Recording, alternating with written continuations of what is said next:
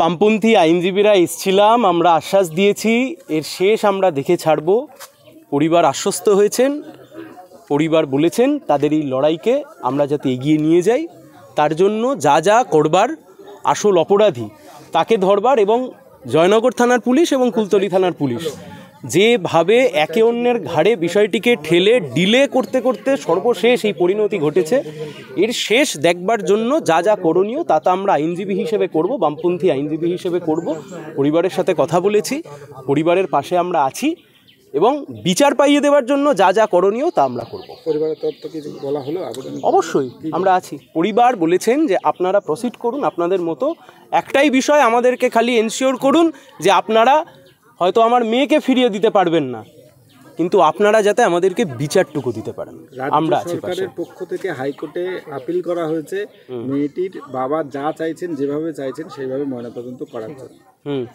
আজকে দুটোর সময় শুনানি রয়েছেন, ওনারাও হাইকোর্ট যাচ্ছেন, আমাদের একটি দলও হাইকোর্টে গেছেন, আমরাও এখান থেকে প্রসিড করছি। আমাদের কথা খুব পরিষ্কার, দেখুন এটা একটি পুলিশি ব্যর্থতা। পুলিশের কাছে যখন গেছে জয়নগর পুলিশ আর কুলতলি দুজনে মিলে কার কোন জুরিসডিকশন, সেই জুরিসডিকশন ঠিক করতে লেগেছিল ততক্ষণে যদি তারা নেমে খোঁজাখুঁজি করতো মেয়েটির মা যা বলছেন, তাহলে মেয়েটিকে আজকে আমাদেরকে হারাতে হতো না। দুর্ভাগ্যের বিষয় রাজ্য সরকার আজকে মনে করতে পারে না এটা যে হাইকোর্টে গিয়ে একটা রিট পিটিশন ফাইল করে নিজেদের ইমেজ ক্লিন করব। রাজ্য সরকার, পুলিশ প্রশাসন তার যে অপদার্থতা তা কখনো ঢাকতে পারে না এর মাধ্যমে। এই যে বিদ্যুৎ লাইন, গতকাল এসপির পক্ষ থেকে জানানো হয়েছে পুলিশ সমস্তটাই আইন মেনে সময় মতো তাদের কাছে যা অভিযোগ গিয়েছে সঙ্গে সঙ্গে ব্যবস্থা নিয়েছে। এই যে অভিযোগ যে করা হচ্ছে পুলিশ দায় ঠেলাঠেলি করেছে, সম্পূর্ণ অস্বীকার করেছেন এসপি। দেখুন এই অভিযোগ আমাদের অভিযোগ নয়, মেয়েটির মা আমাদেরকে বলেছেন, আমরা আপনাদেরকে রাজ্যবাসীর কাছে আপনাদের মাধ্যমে বলছি, পরিবার এই কথা বলছে।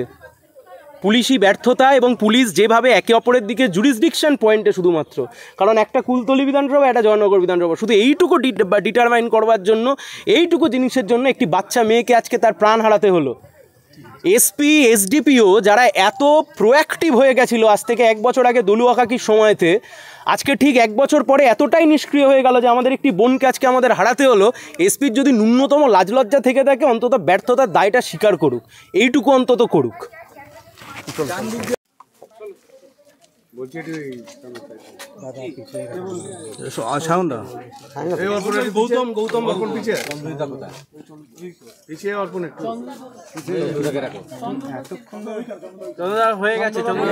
চন্দ্রদার হয়ে গেছে সবার